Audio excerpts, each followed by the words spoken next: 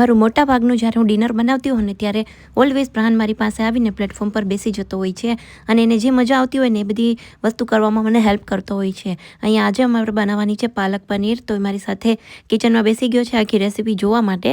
તો પાલકને બ્લાન્ચ કરી દીધી છે અને બસ જો મિક્સર ગ્રાઇન્ડરમાં લઈ લીધી છે.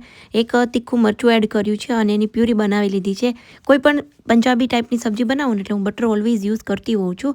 એટલે એમાં આદુ લસણ અને ડુંગળી એડ કરી અને પ્રોપર આપણે મિક્સ કરવાનું છે. ડુંગળી ચડી જાય એટલે હળદર, લાલ મરચું અને મહાલક્ષ્મીનો ગરમ મસાલો એડ કરું છું. બીજી કોઈ પણ વસ્તુ હું સબ્જીમાં એડ નથી કરતી વધારે મસાલા.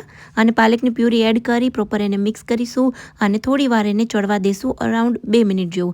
પછી ઉપરથી મીઠું એડ કરી 2 મિનિટ જેવું એ ચડે છે ને ત્યાં સુધીમાં અહીંયા પનીરના ટુકડા કરી લેશું. અને પ્રહાને 1-2 પનીરના ટુકડા ખાઈ લીધા હતા. અને પછી જો ઉપરથી કસૂરી મેથી થોડી એડ કરવાની છે. પનીરના જે પીસ કર્યા છે એડ કરી દઈશું અને ગરમા ગરમ આપણે એને સર્વ કરીશું. તો જો આ તે અમારી ડિનરની થાળી કેવી લાગી કમેન્ટમાં જરૂરથી જણાવજો. વિડીયો ગમ્યો હોય તો લાઇક શેર જરૂર કરજો.